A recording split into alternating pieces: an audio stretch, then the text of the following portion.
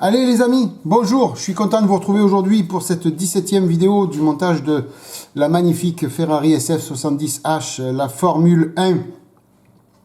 Alors, on s'était quitté sur la préparation des pièces de l'aileron arrière, plus les dernières pièces aérodynamiques qui vont se présenter sur la voiture. Donc il y avait ça, plus ces petites pièces-là que vous voyez. Alors, je vais essayer de vous les montrer, voilà. Avec ces petites pièces, donc on va faire un petit peu le tour de tout ça.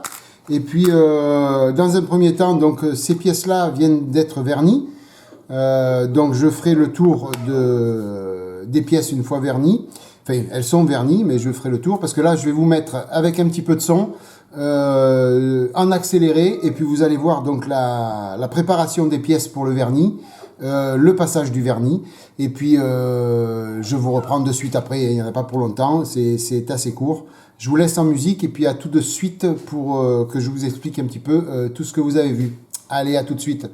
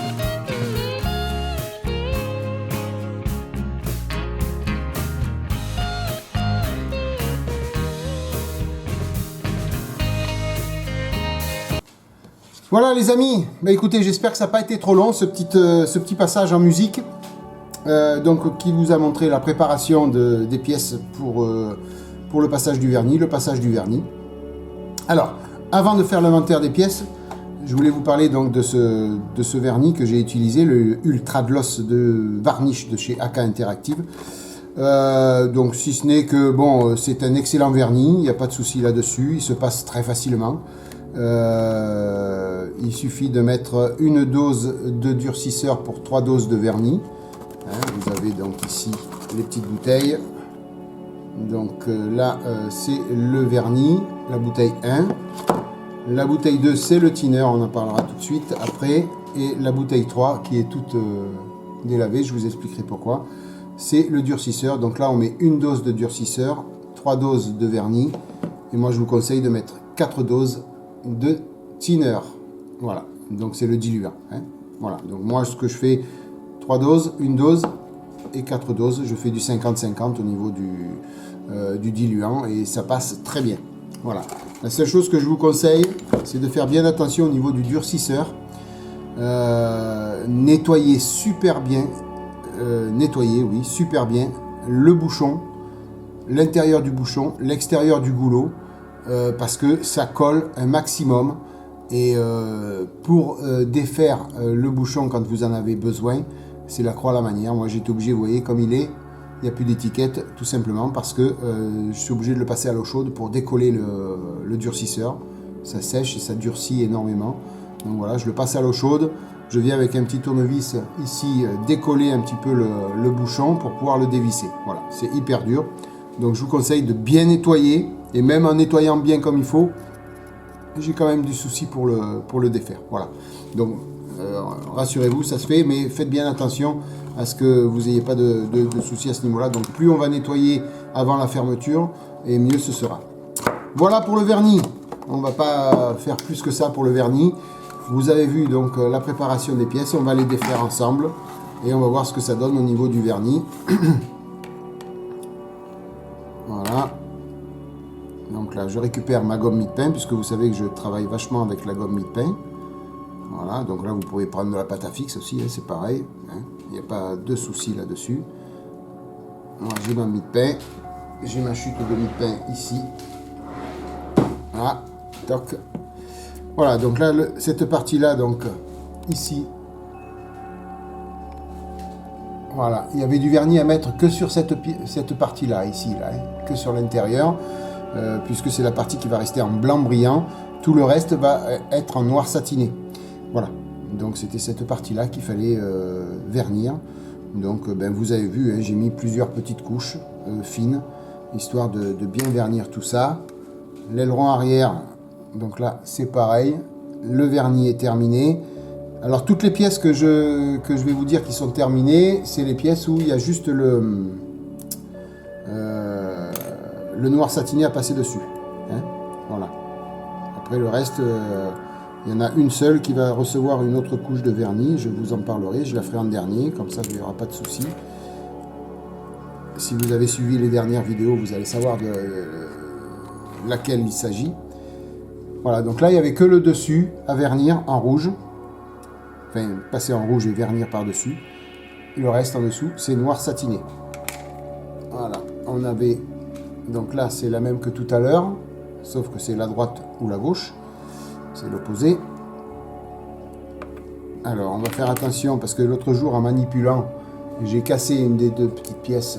Alors, sur celle-là ou sur l'autre, mais ici, là, il y a une des deux petites pièces qui a cassé. Voilà, sur... bon, j'ai recollé, il n'y a pas de souci. Mais faites bien attention en manipulant, ça se casse facilement. Voilà. Donc là, je récupère la mie de pain qui est restée sur la pièce. C'est pas problématique. Voilà. Donc elle, c'est pareil, hein, vernis que sur cette partie-là. Après, il y avait la toute petite pièce ici, comme ça, qui a été vernie. Donc là,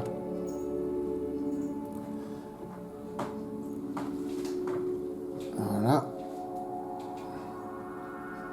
Toc. Donc elle est toute petite, elle va venir sur le dessus de l'aileron, mais ça vous verrez au montage final, vous verrez tout ça.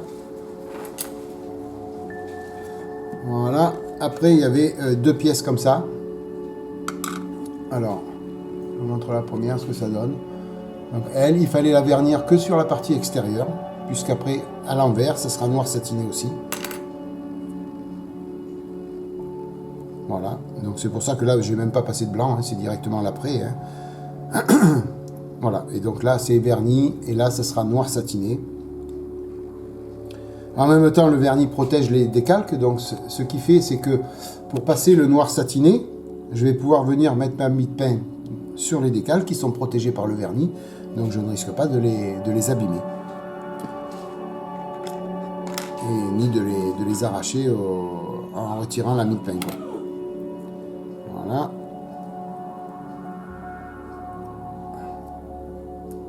On retire la mie de pain dessus.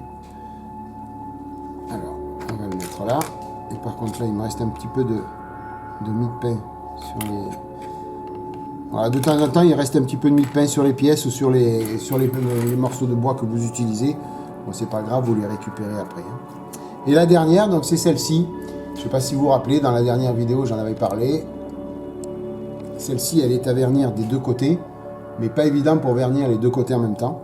Donc moi, j'ai choisi de vernir le côté arrondi pour pouvoir protéger le décalque, pour pouvoir après me coller là-dessus pour vernir l'autre côté. Et comme c'est c'est concave à l'intérieur, vous voyez, le scotch que j'ai posé sur le bois ne touche pas le décalque. Donc je ne risque pas d'arracher le décalque avec le scotch. Vous voyez, voilà. Puisque c'est incurvé. Donc là, cette partie-là, maintenant, elle est protégée par le vernis. Donc on va pouvoir poser de la mie de pain ou poser sur du scotch. On ne risque pas d'abîmer le décalque. Par contre, cette partie, comme elle n'était pas en contact avec le scotch, je n'ai pas arraché le décalque. Voilà. Donc c'est la petite partie où il faut faire attention. Parce que c'est une pièce où il faut vernir des deux côtés. Voilà. Donc c'est pas évident de vernir des deux côtés en même temps. Il faudrait éventuellement avoir une pièce pour la tenir comme ça, vous voyez. Mais c'est pas évident. Donc j'ai pris cette option-là de faire ce côté en premier. Donc le côté concave, je vais agrandir. Excusez-moi. La partie concave comme ça à vernir en premier et la partie donc intérieure à vernir en deuxième.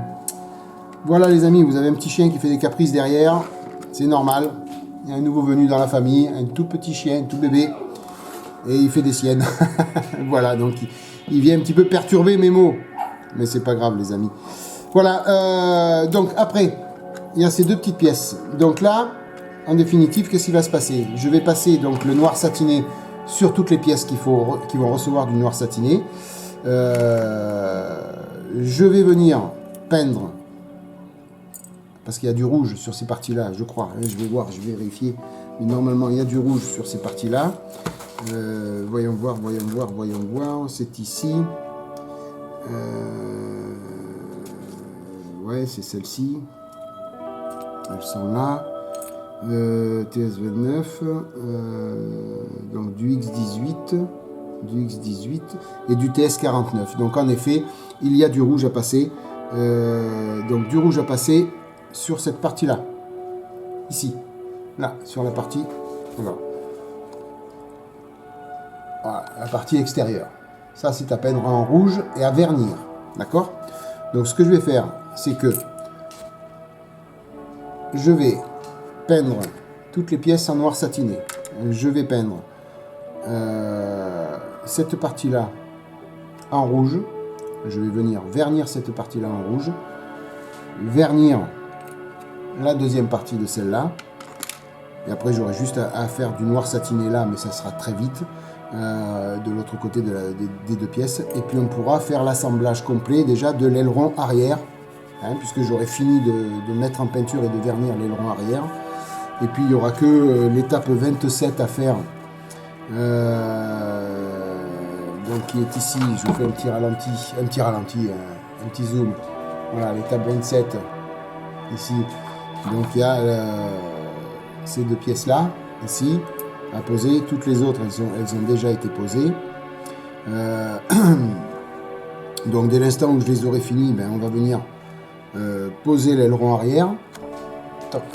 On dézoome, Thierry, poser l'aileron arrière, l'assembler, le poser, assembler ces pièces-là aussi aérodynamiques sur le côté, venir assembler celle-ci. De ce fait, qu'est-ce qui nous restera une fois que j'aurai fait tout ça?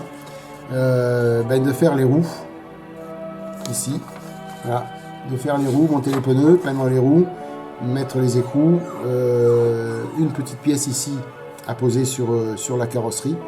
Et puis la voiture sera terminée. Hein. Il y a quelques petites pièces encore aérodynamiques à mettre. Voilà, donc je pense que une vidéo pour l'assemblage de l'aileron arrière et le montage des pièces aérodynamiques. Une vidéo, et je pense la dernière, pour l'assemblage des roues sur le châssis et deux petites pièces sur la carrosserie, puis ça sera terminé. Donc je pense que d'ici 2 vidéos, on aura mis un terme au montage de cette Ferrari SF70H qui prend du temps parce que c'est pas donné de la faire. Enfin, les débutants peuvent la faire, mais c'est un petit peu hard quand même, c'est un petit peu difficile, mais c'est pas infaisable, d'accord. Il y a du boulot, mais sinon c'est une voiture qui est hyper agréable à faire, donc il n'y a aucun souci là-dessus. Voilà, d'ici 2 vidéos encore, on aura mis un terme à ce montage et puis on pourra attaquer une autre voiture. Voilà les amis, bien écoutez, donc j'espère que cette petite vidéo explicative vous aura été agréable, j'espère que ça vous a plu. Moi en tout cas je reprends plaisir à faire des vidéos et à partager avec vous. Donc voilà, je vous souhaite merci 1000 fois d'abord d'être passé par là, merci 1000 fois de me soutenir financièrement, de me soutenir moralement, de me soutenir par tous les moyens que vous mettez en œuvre, c'est parfait. Merci 1000 fois de votre fidélité. Voilà, passez une bonne matinée, une bonne soirée, une bonne journée, protégez-vous bien, maquettez bien, et puis je vous dis à bientôt. Bye bye les amis, à plus, ciao.